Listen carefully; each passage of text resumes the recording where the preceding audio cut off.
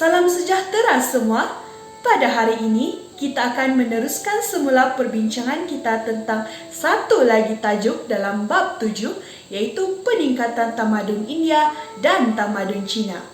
Namun, topik pembelajaran yang kita fokuskan pada hari ini adalah bahagian tamadun India sahaja.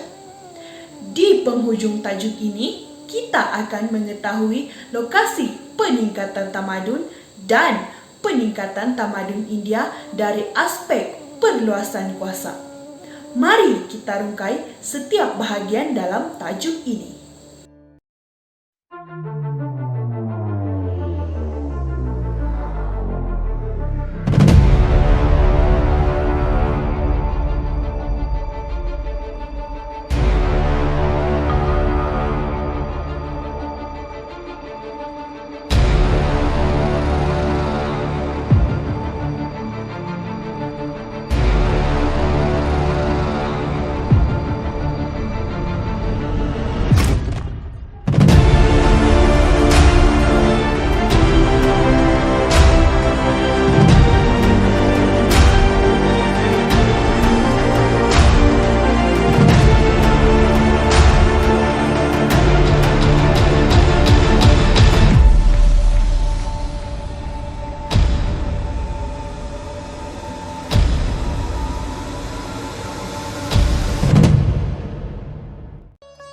Di manakah lokasi perkembangan tamadun India?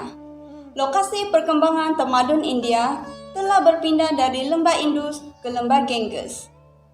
Perkembangan yang berlaku di lembah Ganges telah membawa kepada kemunculan bandar kecil yang dikenali sebagai Janapada. Apabila Janapada berkembang pesat, ia telah membawa kepada kemunculan kerajaan-kerajaan besar yang dikenali sebagai Mahajanapada. Terdapat 16 kerajaan dalam Mahajanapada. Antaranya ialah Vriji, Kuru, Asna, Anga, dan Maurya. Magadha yang terletak di timur laut India telah muncul sebagai kerajaan penting yang berjaya menguasai kerajaan-kerajaan lain pada tahun 540 sehingga 490 sebelum Masehi.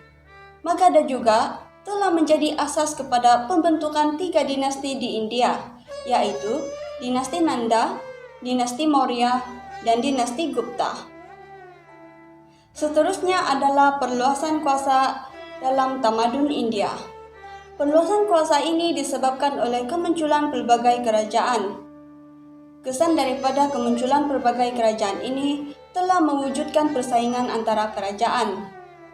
Maksud perluasan kuasa adalah usaha yang dilakukan oleh sesebuah kerajaan untuk menguasai dan memperluaskan pengaruh di sesebuah kawasan bagi menaklukki kerajaan lain. Kita sudah tahu lokasi dan perkembangan tamadun India.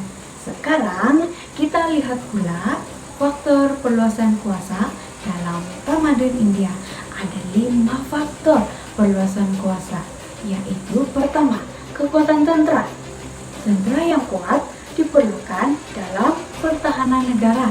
Yang kedua, keuangan, yaitu pembiayaan daripada perbendaharaan kerajaan. Ketiga, diplomasi keagamaan. Aspek keagamaan dan kemanusiaan sangat penting dalam perluasan kuasa.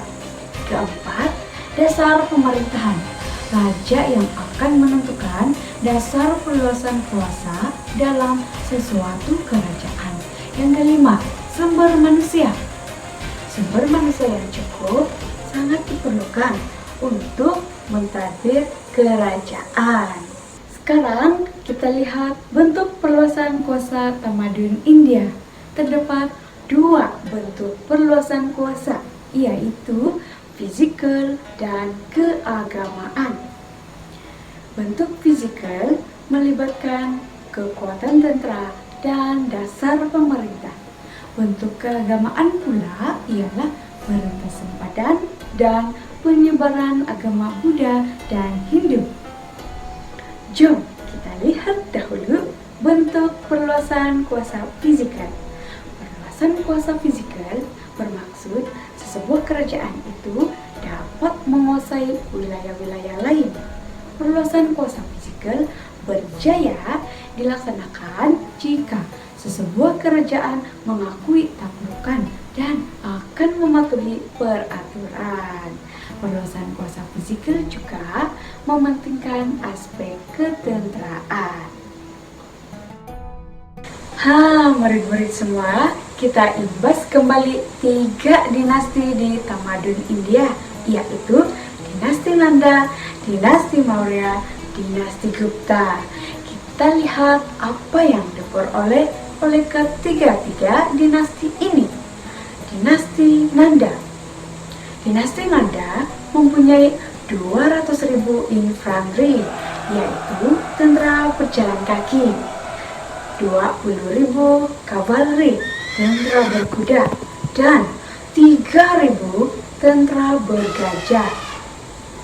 Perkembangan dinasti Nanda berlaku pada 345 hingga 321 sebelum Masehi. Empayar Nanda menganjur dari Bengal ke Punjab dan Deccan. Dinasti Maurya.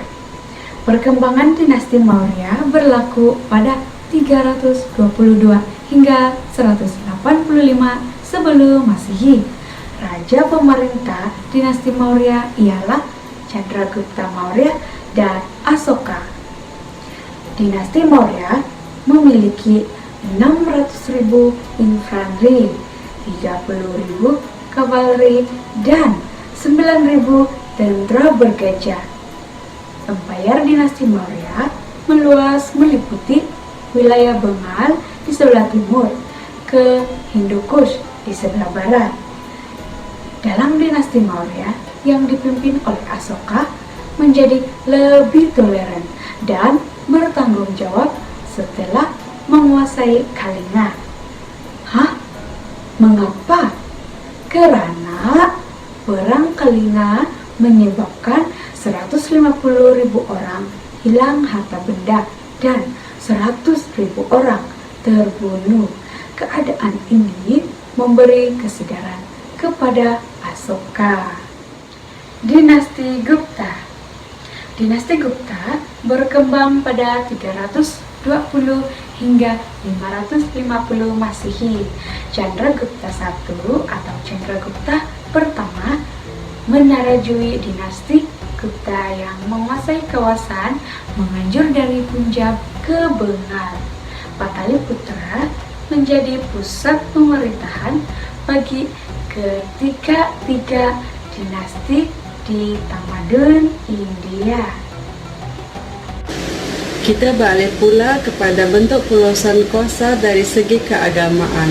Pada dinasti Maurya memberi penekanan penyebaran agama Buddha oleh Asoka.